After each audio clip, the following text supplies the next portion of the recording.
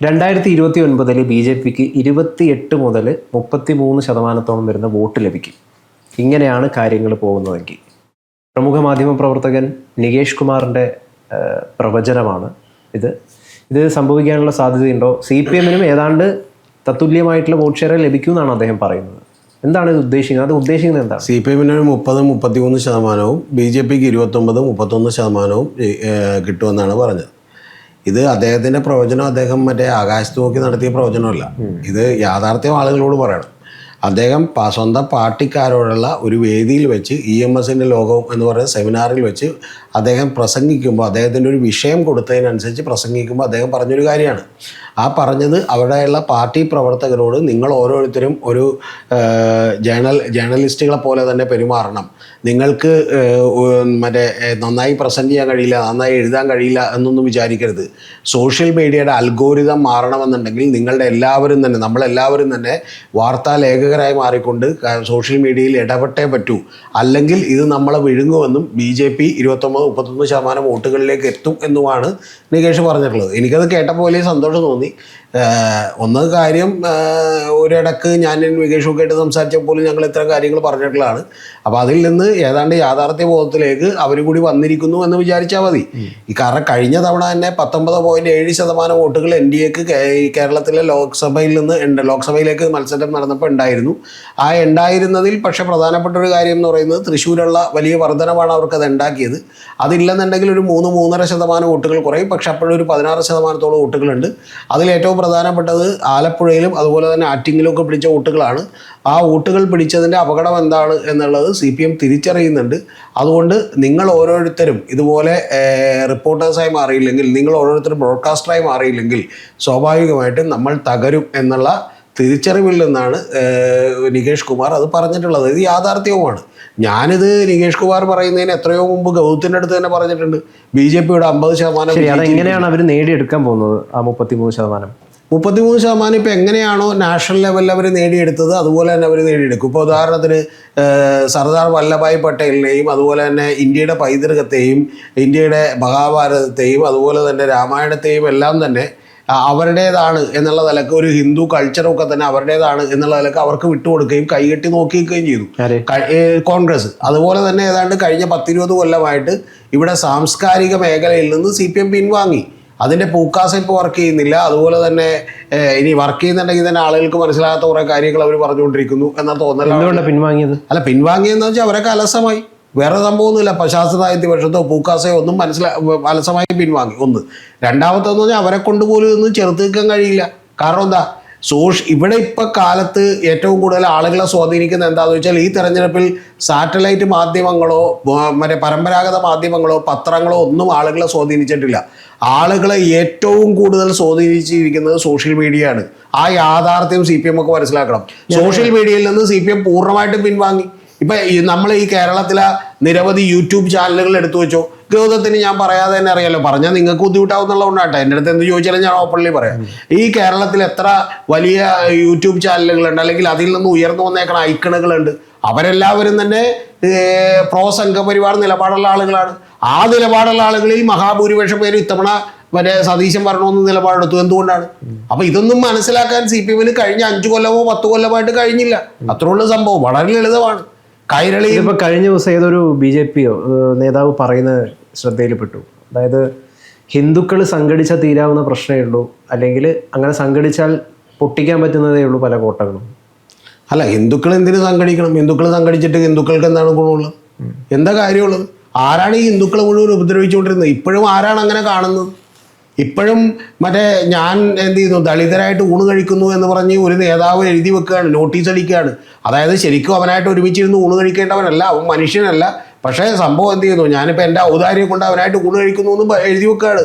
അങ്ങനെ എഴുതി വെക്കുന്ന ഈ പറയുന്ന പോലെ ഇപ്പോഴും അയിത്തവും അനാചാരങ്ങളും അതുപോലെ തന്നെ തൊട്ടലും നീണ്ടുകൂടായ്മയും എല്ലാം മനസ്സിൽ കൊണ്ടു കിടക്കുന്ന ആളുകൾ അവനോട് വരൂ നമുക്ക് സംഘടിക്കാമെന്ന് പറഞ്ഞാൽ നിങ്ങളുടെ രാഷ്ട്രീയ നേട്ടത്തിനും നിങ്ങളുടെ വോട്ടിനും വേണ്ടിയിട്ടാണ് അത് ഈ പറയുന്ന പോലെ നിങ്ങൾക്ക് കുറെ ആളുകളെ പറ്റിക്കാൻ പറ്റിക്കാൻ പറ്റാത്ത ആളുകളുണ്ട്. സാറ് പറയുന്നത് ഇതൊക്കെ മാറ്റിക്കഴിഞ്ഞ് കഴിഞ്ഞാൽ ഹിന്ദുക്കളെ സംഘടിപ്പിക്കും. ഇത് മാറ്റിക്കഴിഞ്ഞാൽ എന്നല്ല, അവനെ എല്ലാ കാലത്തും ഉപദ്രവിച്ചുകൊണ്ടിരുന്നതും അവനെ ഇപ്പോഴും ഈ പറയുന്ന പോലെ ഒരു രണ്ടാം തര പൗരനായി കാണുന്നതും ഹിന്ദു സമുദായത്തിനകത്ത് തന്നെയാണെന്നാണ് ഞാൻ പറഞ്ഞു വന്നത്. അതൊക്കെ ആദ്യം തന്നെ മാറ്റിയിട്ട് മാത്രമല്ലേ നിങ്ങൾ ആദ്യം ഈക്വൽ ആയിട്ട് കണ്ടിട്ടല്ലേ നമ്മൾ ബിജെപിക്ക് ഒരു നൽകുന്ന ഉപദേശമാണ്. തീർച്ചയായിട്ടും BJPക്ക് നൽകുന്ന ഉപദേശം എന്ന് പറഞ്ഞാൽ BJPയും RSSും സംഘപരിവാറും ഒക്കെ ചെയ്യേണ്ടത് ഇത് രഹസ്യമായിട്ട് ഞങ്ങൾക്ക് ജാതിയില്ല മതമില്ല എന്നൊന്നും പറഞ്ഞാൽ പോരാ. ഇതിനെതിരെ നിങ്ങൾ ആദ്യമേ തന്നെ ശബ്ദം ഉയർത്തണം. ഈ കേരളത്തിലെ ഒരു പൈപ്പിൻ ചോട്ടിൽ നിന്നോ അല്ലെങ്കിൽ വെള്ളത്തിൽ നിന്നോ ഒരു പയ്യനെടുത്ത് കുടിച്ചു കഴിയുമ്പോൾ ഈ പറയുന്ന പോലെ അവനെ ദളിതനെ തല്ലിക്കൊല്ലുമ്പോഴത്തേക്ക് എന്ത് ചെയ്യണം? RSS മുമ്പിൽ വന്ന് നിൽക്കണം, എന്നിട്ട് പറയണം നമ്മൾ ഹിന്ദുവാണെന്ന്. അല്ലാതെ എങ്ങനെ ഹിന്ദുവാണ്? അതായത് ഈ മധുവിനെയൊക്കെ തല്ലിക്കൊന്നത് കേരളത്തിലാണ്. കേരളത്തിലാണ്. ആരാ ചോദിക്കേണ്ടത്? അപ്പൊ അതുകൊണ്ട് ഈ പറയുന്ന ഹിന്ദുക്കളാണെന്ന് പറയുന്നതിന്റെ പിന്നിൽ പോലും അർത്ഥമില്ലെന്ന് ഞാൻ പറയാം. ഞാൻ ഹിന്ദുവോ മുസ്ലിമാനോ ഈ ക്രിസ്ത്യനോ പാഴ്സിയോ സിഖൊന്നോ ആയിട്ട് ഞാൻ വിചാരിക്കുന്നില്ല. ഞാൻ മനുഷ്യരായിട്ട് ജീവിക്കാനും തീരുമാനിച്ചിട്ടുള്ളത്. പക്ഷേ ഈ ഹിന്ദുക്കളാണ് എന്ന് പറയുന്ന ആളുകളാണ് ഇത്രയും കാലം മറ്റേ അമ്പലത്തിന്റെ സൈഡിൽ കൂടി കിടക്കുന്നതിന് പ്രശ്നം ഉണ്ടായിക്കൊണ്ടിരുന്നത്, അവന്റെ വഴി കിടക്കുന്നതിന് പ്രശ്നം ഉണ്ടായിക്കൊണ്ടിരുന്നത്. ഇപ്പോഴും ഈ കാലഘട്ടത്തിലും നമുക്ക് അവനോട് ഞാൻ ഒന്ന് ആലോചിച്ച് നോക്കും. ഗൗതവും ഗൗതം എൻ്റെ വീട്ടിൽ ഊണഴിക്കാൻ പറ്റും. അപ്പം ഞാൻ പോസ്റ്റർ അടിച്ച് പരസ്യം ചെയ്യണം ഗൗതം എൻ്റെ ഞാനും ഒരുമിച്ചിരുന്ന് ഊണ് കഴിക്കുന്നു എന്ന് പറഞ്ഞാൽ അതിനേക്കാൾ വലിയ അപമാനം ഉണ്ടാ. അതായത് ഞാൻ ഗൗതത്തിനോടൊപ്പം ഊണ് കഴിക്കേണ്ടവനല്ല, പക്ഷേ ഞാൻ എൻ്റെ ദൈവം കൊണ്ട് ഊണ് കഴിക്കുന്നു. എന്താ ഈ പറയണ ഗൗതം? അപ്പൊ അതുകൊണ്ട് നിങ്ങൾ ഈ പറയുന്ന പോലെ കഥയും കവിതയൊക്കെ നിർത്തിയിട്ട് എന്ത് ഇനി അടുത്തൊരു കാര്യം, ഈ സമുദായത്തിന്റെ പേരിൽ സംഘടിച്ചിട്ട് അധികാരത്തിലെത്തിയിട്ട് അവൻ തന്നെ പാചകവാതകത്തിന് 1200 കൊടുക്കണം, പെട്രോളിന് 120 രൂപ കൊടുക്കണം. അവനെന്താണ് ഇവർ ചെയ്യുന്നത്? പ്രത്യേകമായിട്ട് അവനെന്താ ഗുണം ചെയ്യുന്നത്? ഒരു ഗുണവും ഒരാളും ചെയ്യുന്നില്ല. വെറുതെ ആളെ പറ്റിക്കാനും അവരുടെ രാഷ്ട്രീയ അധികാരം നേടാനും വേണ്ടി ഒരു എതിരാളിയെ കാണിച്ചിട്ട് വരൂ നമുക്ക് ഒന്നിച്ചിരിക്കാന്ന് പറയുന്നതാണ്. ഇപ്പൊ കമ്മ്യൂണിസ്റ്റുകാർ വോട്ട് പിടിക്കുന്നത് എങ്ങനെയാ? കോമ്രേഡ്സ് ഒന്നിക്കൂ, അല്ലെങ്കിൽ ഈ ഒരു കമ്മ്യൂണിസ്റ്റ് എന്ന് പറയുന്ന ഒരു രാഷ്ട്രീയമുണ്ട്, കൃത്യമായിട്ട് ഒരു രാഷ്ട്രീയമുണ്ട്. ആ രാഷ്ട്രീയം പറഞ്ഞുകൊണ്ടാണ്. അതുപോലെ തന്നെ ഹിന്ദുക്കളുടെ ഒരു രാഷ്ട്രീയമല്ലോ, ഇത് രാഷ്ട്രീയമില്ല, ഇത് മതം മാത്രമേ. അത് വേറൊരു രാഷ്ട്രീയം, മതത്തിന്റെ ഇത് രാഷ്ട്രീയമില്ല. ഇത് രാഷ്ട്രീയത്തിലേക്ക് മതപരമായിട്ട് നേരത്തെ ഉണ്ടായിരുന്ന ഒരു യൂണിറ്റി അവരെന്ത് ചെയ്യുന്നു? ഒന്ന് ഈ പറഞ്ഞ പോലെ ഒന്ന് ബോയിൽ ചെയ്തെടുത്ത് ഒന്നുകൂടി ഈ പറഞ്ഞ പോലെ പുഴുങ്ങിയെടുത്ത് എന്ത് ചെയ്യുന്നു? ഞങ്ങൾക്ക് അനുകൂലമാക്കാൻ വേണ്ടി ശ്രമിക്കുന്നു. CPMോ കോൺഗ്രസോ ഒന്നും ചെയ്തതല്ല. അവർ ഈ പറയുന്ന പോലെ ഇന്ത്യ എന്ന് പറയുന്ന രാജ്യത്തിന്റെ സ്വാതന്ത്ര്യത്തിന് വേണ്ടി പോരാടണമെന്ന് എന്ത് ചെയ്തു? കോൺഗ്രസ് പറഞ്ഞു, ആളുകൾ കൂടെ നിന്നു. അതുകൊണ്ടാണ് ഇപ്പോഴും അതിന് ബേസ് ഉള്ളത്. 13 കോടി വോട്ട് ഇപ്പോഴും ഉള്ളത്. 23 കോടി വോട്ട് BJPക്ക് NDA മൊത്തത്തിലുണ്ടെങ്കിൽ പോലും 13 കോടി വോട്ട് ഇപ്പോഴും അവർക്കുള്ളത് കൊണ്ടാണ്. CPM പറയുന്നത് അതല്ല. അവർ പറയുന്നത് ഏത് മതമോ ഏത് ജാതിയോ എന്തോ ആയിക്കോട്ടെ, നമ്മൾ എന്താണ് ഈ പറയുന്ന പോലെ വർഗ സമരത്തിന് വേണ്ടി ഒന്നിക്കൂന്നാണ് പണ്ട് പറഞ്ഞുകൊണ്ടിരുന്നത്. ഇപ്പൊ വർഗ സമരം എന്ന് പറയുന്നത് ജനാധിപത്യ വിപ്ലവത്തിലൂടെ അവരെന്ത് ചെയ്യണം? അധികാരത്തിൽ എത്തണമെന്ന് വിചാരിക്കുന്നു. അതിലൊരു തെറ്റൂല. അത് ഏത് രാഷ്ട്രീയ പാർട്ടിയും വന്നോട്ടെ. നിങ്ങൾ രാഷ്ട്രീയത്തിലേക്ക് മതത്തെ വലിച്ചിറക്കുമ്പോൾ നിങ്ങൾ ചെയ്യുന്നത്, കാരണം മതത്തിന്റെ ഒരു ഏറ്റവും വലിയ പ്രശ്നമുണ്ട്. കാരണം നാളെ നമ്മൾ കോൺഗ്രസിലേക്ക് വരും, ഇന്ത്യക്കാരാണ് നിൽക്കുന്ന പറയുമ്പോൾ നമുക്ക് എല്ലാവർക്കും ചേർന്ന് നിൽക്കാം. CPMകാർ പറയാം വരും നമ്മൾ തൊഴിലാളികളുടെ ഒപ്പം നിൽക്കണമെന്ന് പറയുമ്പോൾ നമുക്ക് എല്ലാവർക്കും ചേർന്ന് നിൽക്കാം. പക്ഷെ അതിന് പകരം നിങ്ങൾ പറയണം ഹിന്ദുക്കൾ ഒന്നിക്കും എന്ന് പറയുമ്പോഴും മുസ്ലിംസ് ഒന്നിക്കും എന്ന് പറയുമ്പോഴും എന്ത് ചെയ്യാൻ പറ്റില്ല. നമ്മൾ ജനിച്ചു വീഴുമ്പോൾ തന്നെ നമുക്ക് ചോയ്സ് ഒന്നുമില്ല. അതല്ലെങ്കിൽ ഓക്കെ 18 വയസ്സ് കഴിഞ്ഞ് മതം തിരഞ്ഞെടുക്കണമെങ്കിൽ പിന്നെ ഒരു ചോയ്സ് ഉണ്ടെന്ന് വിചാരിക്കും. ഇതതില്ല. അതുകൊണ്ട് ഇതൊക്കെ വെറും കപടതയാണ്. ഇതിൻ്റെയൊക്കെ പിന്നിലുള്ളത് ഒരൊറ്റ കാര്യം മാത്രമേ ഉള്ളൂ. ഭരണം കിട്ടാനായിട്ട് ആരെയൊക്കെ കൂട്ടുപിടിക്കണോ എങ്ങനെയൊക്കെ കൂട്ടുപിടിക്കണോ അവരെല്ലാം എന്ത് ചെയ്യുന്നു? കൂട്ടുപിടിക്കുന്നു. അതായത് ഇതിനകത്ത് വലിയ പോളിസിയും കിളിസിയും ഒന്നുമില്ല. തുറന്നു പറഞ്ഞാൽ വിരോധവുമില്ല. അതായത് താങ്കൾ പറയുന്നത് BJPക്ക് ഇപ്പം ഇത്രയും ശതമാനം വോട്ടുകളുണ്ട് കേരളത്തിൽ, അവർക്ക് വോട്ട് ചെയ്തിരിക്കുന്ന എല്ലാവരും വർഗീയവാദികളാണെന്നാണ്. എല്ലാവരും വർഗീയവാദികളാണെന്ന് ഞാൻ പറഞ്ഞില്ലല്ലോ. താങ്കൾ എന്തിനാ എന്റെ വായിൽ കസേരയിട്ടിരിക്കണം? താങ്കളുടെ BJPക്ക് വോട്ട് ചെയ്യുന്നവർ മുഴുവൻ വർഗീയവാദികളാണെന്ന് പറയുന്ന തെറ്റിദ്ധാരണയൊന്നും എനിക്കില്ല. അവര് പോലും ആ പ്രചാരണത്തില് വശംവദരായി വീണുപോയിട്ടുള്ള ആളുകളാണ്. അത്രേ ഉള്ളൂ. അവർ പോലും സാധാരണക്കാരായിട്ടുള്ള ആളുകളാണ്. പക്ഷെ അവർ പോലും ഈ പ്രചരണത്തിൽ വശംവദരായി വീണുപോയിട്ടുള്ള ആളുകളാണ്. ഇനി കുറച്ചുകൂടി സ്പെസിഫിക്കലി പറഞ്ഞാൽ ഇപ്പൊ തൃശ്ശൂരൊക്കെ വോട്ട് ചെയ്തിട്ടുള്ള മഹാഭൂരിപക്ഷം പേരും BJPക്ക് പോലും വോട്ട് ചെയ്തതല്ല. അവരെന്ന് പറഞ്ഞിട്ടുണ്ടെങ്കിൽ സുരേഷ് ഗോപിയോട് കുഴപ്പമില്ലാത്ത ആളായിരിക്കും എന്ന് വിചാരിച്ച് വോട്ട് ചെയ്താണ്. ഇപ്പം അബദ്ധം പറ്റിയത് പറഞ്ഞ് അടിക്കൈ കൊടുത്തിരിക്കേണ്ട, അത്രേ ഉള്ളൂ. ഇത് ഈ നമ്പറിലേക്ക്, ഈ 33% എന്ന് പറയുന്ന നമ്പറിലേക്ക് എങ്ങനെയാണ് ജനങ്ങളെ സ്വാധീനിച്ച് എത്തിക്കാൻ BJP പോകുന്നത്? ഞാൻ പലപ്പോഴും ഗൗതത്തിനോട് പറഞ്ഞിട്ടുണ്ട്, പ്രേക്ഷകർ കേട്ടില്ലെങ്കിലോ എന്ന് വിചാരിച്ചിട്ട് ഈ വീഡിയോ മാത്രം കാണുന്നവർക്ക് വേണ്ടി ഞാൻ പറയാണ്. 50% BJP ഇപ്പം തന്നെ കേരളത്തിൽ വിജയിച്ചു കഴിഞ്ഞു. അതിൻ്റെ പ്രധാനപ്പെട്ട കാരണം അവർ തിരഞ്ഞെടുക്കുന്ന അജണ്ടകൾ ഡിസ്കസ് ചെയ്യേണ്ട അവസ്ഥയിലേക്ക് മറ്റ് രാഷ്ട്രീയ പാർട്ടികൾ എത്തിച്ചേർന്നു. ഇപ്പം ശബരിമല, തൃശ്ശൂർ പൂരം, അതുപോലെ തന്നെ മറ്റു ഉത്സവങ്ങൾ, അതുപോലെ തന്നെ മറ്റ് ഭക്തിയോടടുത്ത കാര്യങ്ങൾ, ദൈവവിശ്വാസങ്ങൾ, മതം, ഇതെല്ലാം തന്നെ ചർച്ച ചെയ്യുന്ന ലെവലിലേക്ക് കേരളം എത്തിക്കഴിഞ്ഞു. അതിനവരെ വലിയ തോതിൽ ജമാഅത്തെ ഇസ്ലാമി പോലെയുള്ള ആളുകൾ സഹായിച്ചു. അതായത് BJP കുഴിക്കുന്ന കുഴിയിൽ മറ്റെല്ലാവരും വീഴുന്നു. അവരെ കുഴി കെടുക്കാൻ മിടുക്കരായിട്ടുള്ള ആളുകളാണ്. കാരണം എന്ന് വെച്ചാൽ അവരുടെ കയ്യിൽ പണമുണ്ട്, അവർക്ക് എല്ലാവരെയും വിലക്ക് വാങ്ങാനുള്ള സൗകര്യങ്ങളുണ്ട്, അവർക്ക് വേണ്ടി ഓശാന പാടാനും ജയ് വിളിക്കാനും ഒക്കെയുള്ള എന്തുണ്ട്, സോഷ്യൽ മീഡിയയിലുള്ള സാംസ്കാരിക നായകർ പോലെയുള്ള ആളുകളുണ്ട്, വലിയ ഇൻഫ്ലുവൻസ് ഉള്ള ആളുകളുണ്ട്. ആ ഇൻഫ്ലുവൻസ് ഉള്ള ആളുകൾ പലരും യഥാർത്ഥത്തിൽ BJPയുടെ സെയിൽസ് ഫോഴ്സ് ആണ്. അവർ താൽക്കാലികമായി ഇപ്പോൾ BJP ജയിപ്പിക്കാൻ പറ്റില്ല എന്ന് വിചാരിച്ച് മാത്രമാണ് VD സതീശന് വേണ്ടി ജയ് വിളിച്ചത്.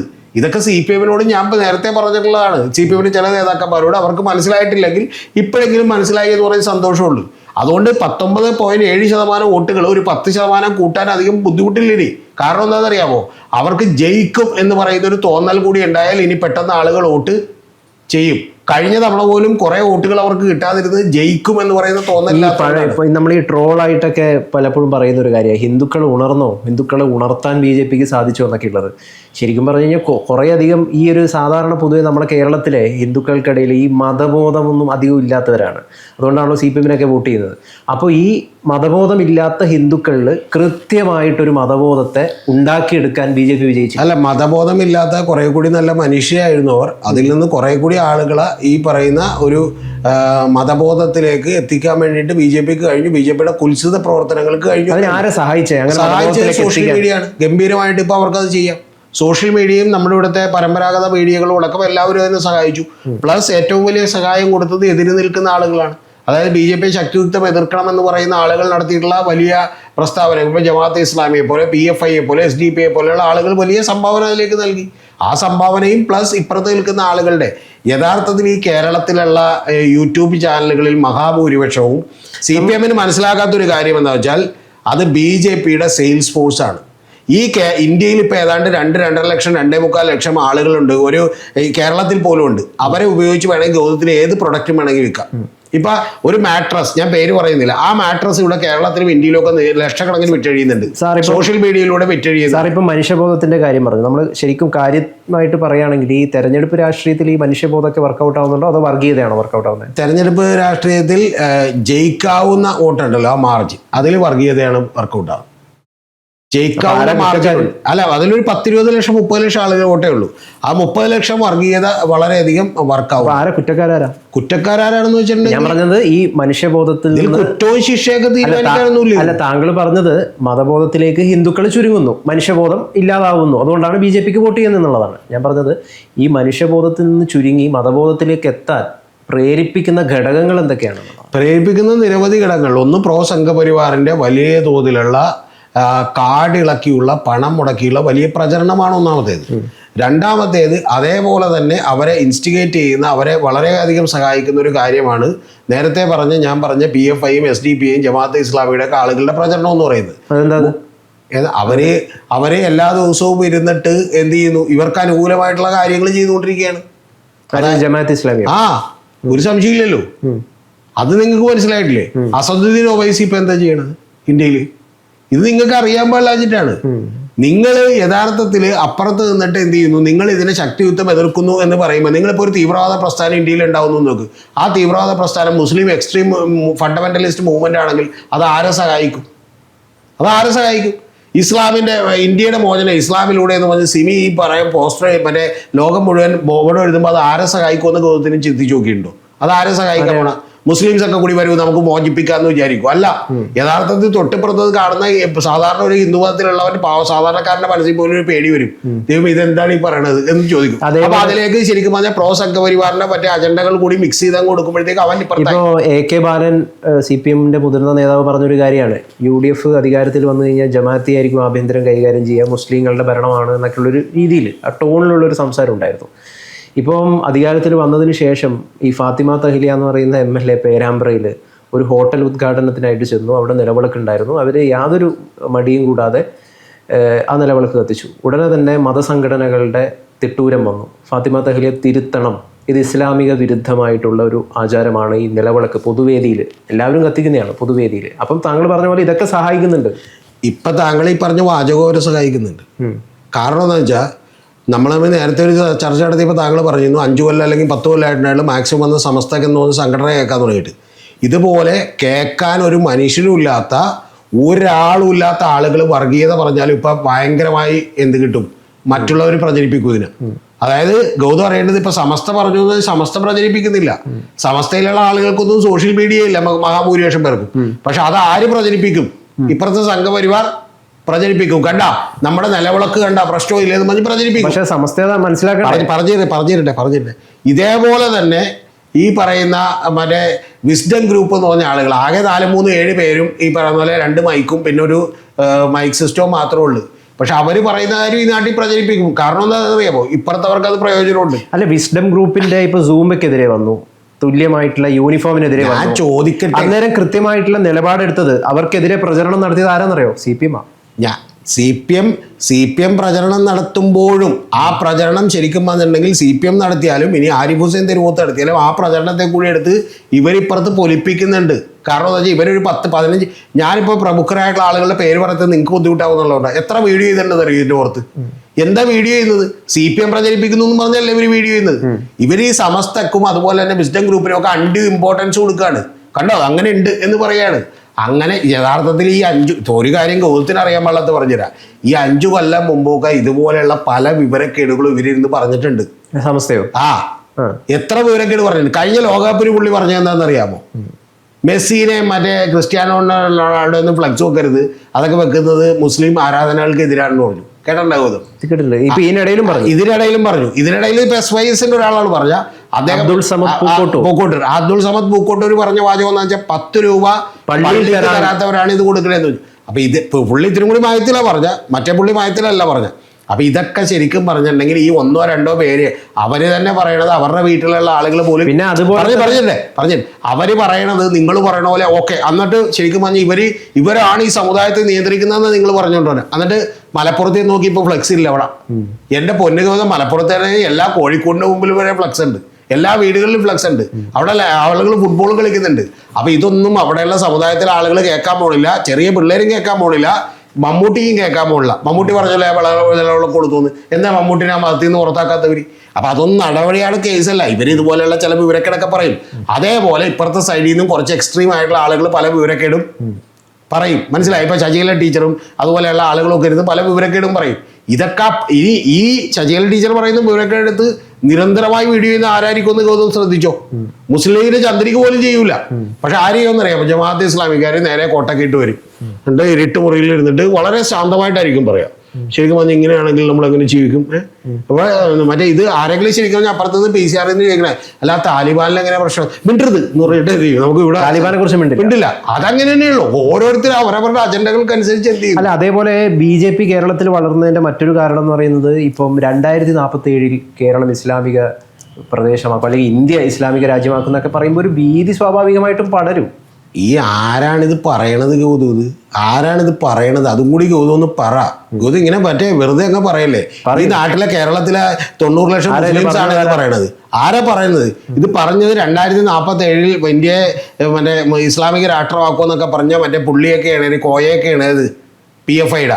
ഇപ്പൊ അവിടെ തീഹാർ ജയിലിൽ കിടന്ന് എന്ത് ചെയ്യണേ? ചപ്പാത്തി കഴിച്ചോണ്ടിരിക്കണേ, ഉണ്ടില്ലാത്തതുകൊണ്ട് ചപ്പാത്തി കഴിച്ചോണ്ടിരിക്കണേ. എന്നിട്ട് ആരെങ്കിലും ഒരു വിലയാണെങ്കിൽ പ്രതിഷേധം ഉണ്ടായേക്കും. നിങ്ങൾ എന്താ ഈ പറഞ്ഞോണ്ടിരിക്കണേ? റെയ്ഡിന് വരുമ്പോ എന്ത് പ്രതിഷേധം? വീട്ടിന്റെ പുറത്ത് ഇങ്ങനെ നോക്കിയപ്പോഴാണ് മറ്റേ AK-47 ഒക്കെ ആയിട്ട് നിൽക്കുന്നത്. അത് കണ്ടപ്പോ തന്നെ തലം വിട്ട്. പിന്നെ എവിടെ പ്രതിഷേധം ഉണ്ടായി? PFI സംഘടന പിരിച്ചുവിട്ടതിന്റെ വാചകം എനിക്ക് ഇപ്പോഴും ഓർമ്മയുണ്ട്. ഗൗതം എൻ്റെ അടുത്ത് പറയരുത്, വേറെ ആരുടെങ്കിലും അടുത്ത് പറ. ആ വാചകത്തിൽ എന്താ വെച്ചാൽ സംഘടന പിരിച്ചുവിട്ടിരിക്കുന്നു എന്ന് പറഞ്ഞ് ഓടിക്കളഞ്ഞു. ആരെ ഇവിടെ ഉണ്ടെന്ന് പറഞ്ഞാൽ ഇപ്പൊ ശരിയാണ്, SDP ഉണ്ടാകും കുറെ പേര്, അവര് പോലും 2 കൊല്ലം ഒന്നും മിണ്ടിയില്ല. എന്റെ പൊന്നു ഗൗതം, എവിടെ ഈ കേരളത്തിൽ എന്നിട്ട് എന്താ ഭയങ്കര പ്രക്ഷോഭവും ജനങ്ങളൊക്കെ കൂടുന്ന. ഞാൻ സത്യം പറഞ്ഞെങ്കിൽ അതിനേക്കാളൊക്കെ ഗംഭീരമായിട്ടാണ് മറ്റേ ജനതാ പാർട്ടി. ഇപ്പം LDF-ലേക്ക് വന്നിട്ടുള്ള KT ജലീൽ കഴിഞ്ഞ ദിവസം ഒരു സാധനം പറഞ്ഞിട്ടുണ്ടായി. ലീഗിനെതിരെയാണ് പറഞ്ഞത്. പ്രതിപക്ഷത്തിരിക്കുമ്പം തനി വർഗീയത പറയുകയും ഭരണം പിടിച്ചു കഴിഞ്ഞാൽ കപട മതേതരത്വം കാണിക്കുന്ന ലീഗ്, തൊപ്പി വേണ്ട, ഭരണപക്ഷത്തിലെത്തി കഴിയുമ്പോൾ തൊപ്പി വേണ്ട, അതേപോലെ അള്ളാഹു വേണ്ട, പച്ചക്കുപ്പായം 2 പച്ചക്കുപ്പായം മാറി മാറി ഇടുന്ന ലീഗിൻ്റെ ഈ നന്മകളി അവസാനിപ്പിച്ചുകൂടെ എന്നാണ് കെ ടി ജലീൽ ചോദിച്ചത്. അല്ല, കെ ടി ജലീൽ ഇപ്പോൾ പറഞ്ഞതിനെക്കുറിച്ച് വളരെ വിശദമായി ചർച്ച ചെയ്യേണ്ട ഒരു വിഷയമാണ്. അതിലേക്കൊന്നും ഞാനിപ്പോൾ പോകുന്നില്ല. കെ ടി ജലീൽ ഇപ്പോൾ CPM കാരനാണ് കേട്ടോ, പഴയ കെ ടി ജലീലല്ല. കെ ടി ജലീൽ CPM-ലേക്ക് അംഗത്വം എടുത്തു. കെ ടി ജലീലിൻ്റെ ഒരു പ്രൊജക്റ്റ് ഉണ്ട്. ആ കെ ടി ജലീൽ ആ പ്രൊജക്റ്റ് നടപ്പാക്കുന്നതിൻ്റെ ഭാഗമായി അദ്ദേഹം ഇടപെടാൻ തുടങ്ങിയിരിക്കുന്നു എന്ന് മാത്രമേ ജലീലപ്പം പറയുന്നത് ലീഗ് അടിസ്ഥാനപരമായിട്ട് വർഗീയവാദികളാണെന്നാണല്ലോ. ലീഗ് അടിസ്ഥാനപരമായി കപടമായ ഒരു മതമുഖമെടുത്ത് അണിയുന്നവരാണെന്നാണ്. അത് ജലീലിന്റെ ഇന്നുള്ള വാദമല്ല, പണ്ടും ജലീലിന്റെ വാദം അത് തന്നെയാണ്. അല്ല, ജലീൽ കഴിഞ്ഞ ദിവസം പറഞ്ഞു കഴിഞ്ഞ ദിവസം ഭരണം കിട്ടിക്കഴിയുമ്പം ലീഗ് കപട മതേതരത്വം എടുത്തണിയുന്നു. അതായത് 2 പച്ചക്കുപ്പായം. ഭരണത്തിൽ വരുമ്പോൾ ഉള്ള പച്ചക്കുപ്പായം എന്ന് പറയുന്നത് മതേതരത്വത്തിന്റെ മാന്യരായിട്ടുള്ള നമ്മൾ നല്ല ആൾക്കാരാണെന്നുള്ളൊരു പച്ചക്കുപ്പായം. പ്രതിപക്ഷത്തിരിക്കുമ്പോൾ വേറൊരു പച്ചക്കുപ്പായം, അത് തനി വർഗീയത പറയുന്ന പച്ചക്കുപ്പായം. ഈ കാപട്യം മാറ്റണം എന്നാണ് ഈ ജലീൽ പറയുന്നത്. അള്ളാഹു വേണ്ട. ഇപ്പം നമ്മുടെ സത്യപ്രതിജ്ഞയില് അള്ളാഹു ഉപയോഗിച്ചില്ല, ടർക്കി തൊപ്പി ഉണ്ടായിരുന്നില്ല. ഇതൊക്കെ ജലീൽ പറയുന്നത് തെറ്റാണ്, അതൊക്കെ വേണ്ടിയിരുന്നു. നിങ്ങൾ എന്തിനാണ് ഈ കപട മതേതരത്വം എടുത്ത് അണിയുന്നതെന്നാണ്. മുസ്ലിം ലീഗുകാർ നേരെ തിരിച്ചാണ്. ജലീൽ സാഹിബിനോട് എനിക്ക് പറയാനുള്ളത് നേരെ തിരിച്ചാണ്. അവർ യഥാർത്ഥത്തിൽ വളരെ തികഞ്ഞ സെക്കുലർ മനോഭാവമുള്ള ആളുകളാണ്. അത് മുഹമ്മദ് അലി ജിന്നയും അങ്ങനെയായിരുന്നു. ഈ പറയുന്ന പോലെ മുസ്ലിം ലീഗിൻ്റെ ആളുകളൊക്കെ അങ്ങനെ തന്നെയാണ്. പക്ഷെ ഒറ്റ കാര്യമുള്ളൂ ഇവർക്ക് രണ്ടുപേർക്കും. അതായത് പുറത്ത് വന്ന് അങ്ങനെ മാത്രം പറഞ്ഞിട്ടുണ്ടെങ്കിൽ ഒരു സമുദായ പാർട്ടി എന്നുള്ളതിലൊക്കെ ആളുകളെ സംഘടിപ്പിക്കാൻ ബുദ്ധിമുട്ടാവും. അതുകൊണ്ട് അധികാരം കിട്ടുന്നതിന് വേണ്ടി അവർ പല കാര്യങ്ങളും എന്ത് ചെയ്യും പറയും. അങ്ങനെയൊക്കെ ഉണ്ടെങ്കിൽ അവരിപ്പോൾ PMC എതിർക്കട്ടെ, എവിടെ അവർ PMC എതിർക്കുക? അപ്പോൾ അതുകൊണ്ട് ഇത് അധികാരമാണ് മുഖ്യം, കച്ചവടമാണ് മുഖ്യം. അല്ലാതെ അതിനപ്പുറത്തേക്ക് മറ്റേ പണ്ട് സിനിമയിൽ മറ്റേ പറഞ്ഞ പോലെ പാട്ടത്തിൽ കുടുംബക്കാരുടെ ഏക വഴി എന്ന് പറഞ്ഞിട്ടുണ്ടെങ്കിൽ പത്രം വിൽക്കുക, അതുവഴി ഇത്തിരി ചില്ലറ ഉണ്ടാക്കുക, എന്നിട്ട് മിച്ചം പിടിക്കുക, അടുത്ത തലമുറക്ക് വേണ്ടി എന്ന് പറഞ്ഞേ പോളിസി ഉള്ളൂ. അല്ലാതെ അതിനപ്പുറത്തേക്ക് ഇതിൽ പത്രധർമ്മമോ ധാർമ്മികതയോ ഒന്നും കൂട്ടിച്ചേർക്കേണ്ട. അത് പത്ര സിനിമയിൽ പുള്ളി പറയുന്നുണ്ട്. അത് ആരും ഉദ്ദേശിച്ചാണെന്ന് നമുക്കറിയാം. അത് തന്നെയാണ് ഇവരുടെ പോളിസി. അതല്ലാതെ ജലീൽ സാഹിബ് ഇത് കേട്ടൊന്നും ഇത് ചെയ്യണ്ട. പിന്നെ പ്രതിപക്ഷത്തിരിക്കുമ്പോൾ ഇതൊക്കെ പറഞ്ഞാലേ അപ്പുറത്ത് ആളെ കൂട്ടാൻ പറ്റുള്ളൂ. അതുകൊണ്ടാണ് ആളെ കൂട്ടിയത്, അല്ലാതെ വേറെ സംഭവമൊന്നുമില്ല. ഞാൻ ചോദിച്ചത് അപ്പം നമ്മൾ പറഞ്ഞു വന്നത് BJP 2029 നികേഷ് കുമാറിന്റെ പ്രവചനം പോലെ 33%-ലേക്ക് 31%. ഗൗതത്തിന്റെ സന്തോഷത്തിന് വേണമെങ്കിൽ 2 ചെറുത്തിൻ്റെ കൂട്ടി കുഴപ്പമില്ല. 29-31% വോട്ടെത്തുമെന്നാണ് പറഞ്ഞത്. അത് പറഞ്ഞത് അവിടെയുള്ള പാർട്ടി സഖാക്കളോട് നിങ്ങൾ ഇങ്ങനെ പ്രവർത്തിച്ചില്ലെങ്കിൽ എത്തുമെന്നാണ്. അത് 100% ശരിയാണ്. എങ്ങനെ പ്രവർത്തിച്ചില്ലെങ്കിൽ? നിങ്ങൾ ഓരോരുത്തരും സോഷ്യൽ മീഡിയക്കകത്ത് ഇടപെടാൻ തുടങ്ങിയില്ലെങ്കിൽ, നിങ്ങൾ ഓരോരുത്തരും സംപ്രേക്ഷകരായി മാറിയില്ലെങ്കിൽ, നിങ്ങൾ ഓരോരുത്തരും വലിയ തോതിലുള്ള സോഷ്യൽ മീഡിയ അൽഗോരിതം സെറ്റ് ചെയ്യുന്ന ലെവലിലേക്കുള്ള ഇടപെടലുകൾ നടത്തിയില്ലെങ്കിൽ ഇത് തകരും എന്നാണ് പറഞ്ഞത്. ഇവിടെ ഇപ്പോൾ ഈ പ്രോ സംഘപരിവാർ ചാനലുകൾ എങ്ങനെ ഡെവലപ്പ് ചെയ്തു എന്ന് ഗൗതത്തിനറിയോ? ഗൗതം അറിയേണ്ടത് അവർ വളരെ ബോധപൂർവം ആദ്യത്തെ മണിക്കൂറുകളിൽ 10,000, 20,000, 25,000 വ്യൂവർഷിപ്പ് ഉണ്ടാക്കി കൊടുക്കുകയാണ്. അതായത് അവരുടെ വോളണ്ടിയേഴ്സിനോട് നിങ്ങളിത് എന്ത് ചെയ്തോളൂ, ഇത് ഓൺ ചെയ്ത് വെച്ചിട്ട് കണ്ടില്ലെങ്കിലും കുഴപ്പമില്ല, ഇത് കമഴ്ത്തി വെച്ചോളൂ എന്ന് പറയാണ്. അങ്ങനെ കമഴ്ത്തി വെച്ചോളൂ എന്ന് പറയുമ്പോൾ എന്ത് സംഭവിക്കുന്നത് വെച്ചാൽ 10 വീഡിയോ അങ്ങനെ കണ്ടു കഴിയുമ്പോൾ 2 ഗുണങ്ങളുണ്ട്. ആ 2 ഗുണങ്ങൾ, ഒന്ന് ഇവർക്ക് വലിയ തോതിലുള്ള റീച്ച് കിട്ടും. അപ്പോൾ ഇവർ ഇതേ കണ്ടന്റുകൾ തന്നെ പിന്നെയും ചെയ്യും. മനസ്സിലായി? ഏതൊരു യൂട്യൂബറും പിന്നെ കാശ് കിട്ടണമല്ലോ എന്ന് വിചാരിച്ച് ഇതേ കണ്ടന്റുകൾ തന്നെ പിന്നെയും ചെയ്യും. ഒന്ന്. രണ്ടാമത്തത്, ഇത് ഇവന്റ് കാണിക്കുമ്പോൾ ഇവന് കിട്ടുന്ന ഒരു അടുത്ത അഡീഷണൽ ബെനിഫിറ്റ് അവർക്ക് വേറെ ഉണ്ട്. അതെന്താണെന്ന് വെച്ചാൽ ഈ വീഡിയോ 10 എണ്ണം 20 എണ്ണം കാണുമ്പോൾ പിന്നെ പോപ്പപ്പ് ചെയ്ത് വരുന്നത് മുഴുവൻ ആൽഗോരിതം സെറ്റ് ചെയ്യുന്ന മുഴുവൻ ഇതുപോലെ ജനങ്ങൾ ചോദിക്കുന്ന ഒരു കാര്യമുണ്ട്. ഇപ്പം എല്ലാവരും സോഷ്യൽ മീഡിയയിൽ സ്വയം ചവേറുകളായി മാറണം, അല്ലെങ്കിൽ ഇറങ്ങി പ്രവർത്തിക്കണം എന്നാണല്ലോ നികേഷ് കുമാർ പറയുന്നത്. CPM വേണ്ടിയിട്ട് എവിടെയും പാർട്ടിയില്ല, ഇന്ത്യയിൽ ഒരിടത്ത് പോലും ഇപ്പം അധികാരത്തിലില്ല. CPM വേണ്ടി ഇറങ്ങി പുറപ്പെടാൻ വേണ്ടിയിട്ട് ഇൻട്രസ്റ്റിംഗ് ആയിട്ടുള്ള എന്തെങ്കിലും ഘടകം പുറപ്പെടേണ്ട ആവശ്യമില്ല. അല്ലെ, ഇൻട്രസ്റ്റിംഗ് ഘടകം എന്താണ് നിലവിലുള്ളത്? ഇപ്പം പിണറായി വിജയനാണ് അതിന്റെ ഏറ്റവും വലിയ നെടുന്തൂണായിട്ട് നിലവിലുള്ളത്.